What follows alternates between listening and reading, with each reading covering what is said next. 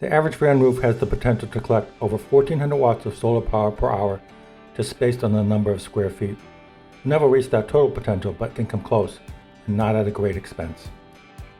You can purchase a simple that in total only costs approximately $100. We can fit over 600 watts of solar panels on a Ford Transit with no skylights, or on a ProMaster 600 watts of solar with 2 large skylights. Here's an image of a strut channel attached to a ProMaster roof.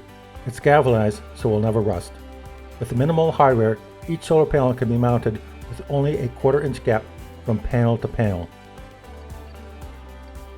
If you want to add an awning, it is easily accommodated with brackets attached to the van's factory installed T-bolts.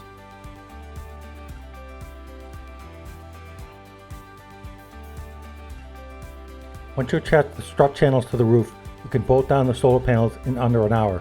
With 3 solar panels, you just need 8 bolts. To securely fasten the 2 strut channels to the roof, all you need is 12 self-drilling and self-tapping galvanized screws. Then mount the panels with 8 bolts, lock washers, and strut cone nuts. The panels can be later removed for any reason. Here's the hardware you'll need, all readily available at Lowe's or at Home Depot, except the self-drilling screws. The Dodge ProMaster and Sprinter can use a half-height strut channel, but a Ford Transit requires a full height due to the roof's arch. Here's the strut channel at about $33 per piece.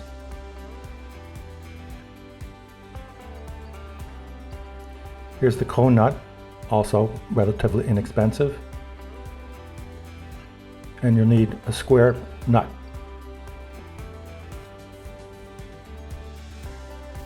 The 1/4 inch self-tapping screw is important because the larger the thread size, the harder it is to pull out. A self-tapping screw is faster to install, but can be replaced with a stainless steel machine screw with a fender washer and bolt on the inside of the van. If you choose a self-tapping screw, do not use a number 10, number 8, or number 6 screw. The 1/4 inch provides 144 pounds of pull-out. With 10 screws, that's more than half a ton. On the front of the van, drive in 2 screws on each rail about 6 inches apart. We press a thick wad of butyl tape into the slot on the rail, and when we drive the screw through the roof, it pulls the tape into the threaded hole and seals it. To be safe, we add silicone caulk. We have never had a leak using this procedure. You can find the tape at Home Depot or Lowe's, or order online from Amazon. Roof deck. We've built vans where the owner insisted on a roof deck to watch sunsets. We think it's a waste of money.